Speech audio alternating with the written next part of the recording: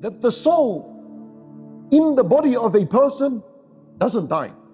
Ibn Taymiyyah rahimahullah says the soul never dies. It only tastes death. What dies is the actual body. And there is the word of taste.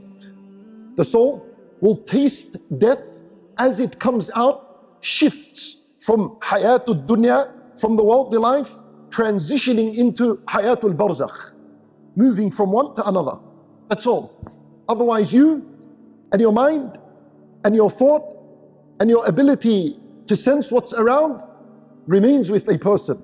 The soul, it comes out of the human body in 6 stages. We want to speak about these 6 stages that Allah subhanahu wa ta'ala mentioned in the Quran, and they were mentioned by the Nabi sallallahu alayhi wa sallam in the ahadith. Number 1, when the soul or when a person is going to die, Allah subhanahu wa ta'ala sends the angels that are responsible to take this individual's soul. Because even though it is Malakul Maut that takes the soul out, his job is the last job. And this Malakul Maut has an army of angels that work for him. They're the ones that extract the soul first and foremost. Allah Azza wa Jalla, He said, our messengers, meaning our angels, will cause him to die. That's in the first stage.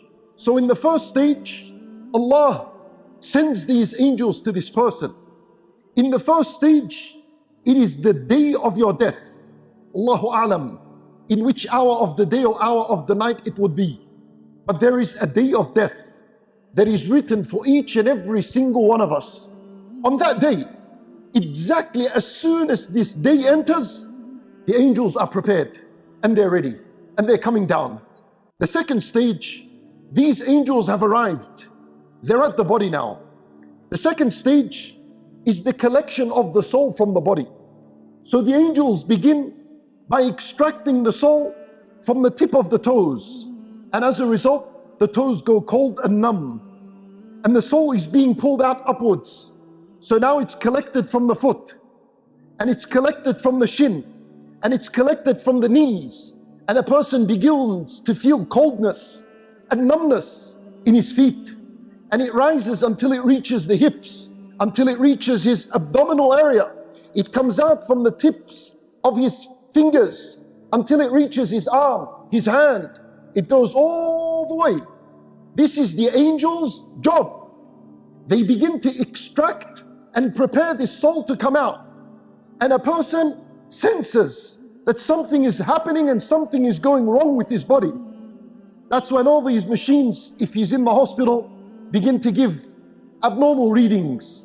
The third stage is the stage in which the soul reaches at-taraqi. Allah Azza wa Jal, He mentions the third stage in Surah Al-Qiyamah. He says, when the soul reaches at-taraqi, which is the collarbone here. So this is the third stage. This is the time in which Allah would say, وَقِيلَ مَنْ رَاقَ. Those around him would say, where's the raqi? Where's the doctor? Where's the nurse? وَظَنَّ أَنَّهُ الْفِرَاقِ. And the person that is laying there knows certainly this is the moment of departure. The fourth stage, Allah subhanahu wa ta'ala, He says in Surah Al-Waqi'ah, now the soul has moved from at-taraqi, from the collarbone, and it has pushed up towards al-hulqum, which is the throat. At that moment, Allah says, those around him are looking. There's nothing else they could do other than look at him. Allah Azza wa Jal, He says, and we are closer to him than you, however you cannot see it. What does this mean? It means that the angels of Allah are closer to him than you, and you cannot see them. And the dying person sees the angels. It is at this moment that the person experiences fitnatul mamat. This is the worst of the stages. This is the painful stage. This is the most difficult stage. And that is when a shaitan will have the last battle with you.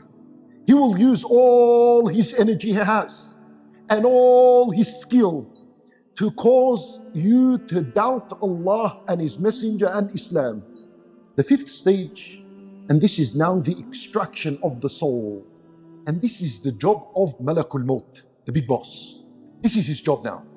The final stage, Allah Azza wa Jal mentioned in Surah Al-Nazi'at, two situations.